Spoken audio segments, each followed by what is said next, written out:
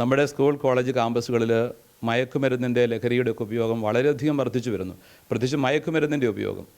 ഇതിൻ്റെ പുറകിൽ ചില മയക്കുമരുന്ന് ലോബികൾ തന്നെ ഉണ്ട് എന്നുള്ളതിന് യാതൊരു സംശയമില്ല.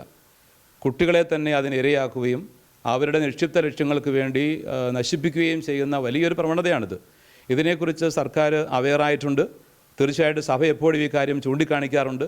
സർക്കാർ ചില നടപടികളുമായിട്ട് മുൻപോട്ട് വന്നിട്ടുണ്ട് എന്നുള്ളത് തീർച്ചയായിട്ടും ശുഭോദർക്കമാണ്. പക്ഷേ അടിയന്തരമായ ഒരു ശ്രദ്ധ ഇക്കാര്യത്തിൽ ഉണ്ടാവേണ്ടത് ആവശ്യമാണ്.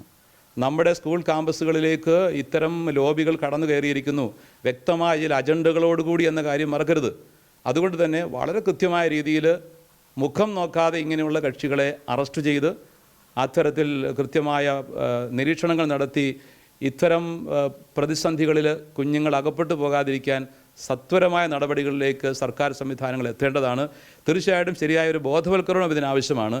അത് തീർച്ചയായിട്ടും കുട്ടികളും മാതാപിതാക്കളും എല്ലാം സ്കൂൾ അധികൃതരുടെയൊക്കെ നേതൃത്വത്തിൽ സർക്കാരിൻ്റെ പ്രത്യേക നിയന്ത്രണത്തിലും അവരുടെ സഹായത്തോടു കൂടിയും പദ്ധതികൾ ആവിഷ്കരിക്കേണ്ടതാണ്. ബോധവൽക്കരണ പദ്ധതികളും ചേർന്ന് പോവേണ്ടതാണ്. തീർച്ചയായിട്ടും വലിയൊരു വിപത്താണിത്. കേരളം നേരിടുന്ന ഒരു മഹാവിപത്ത്.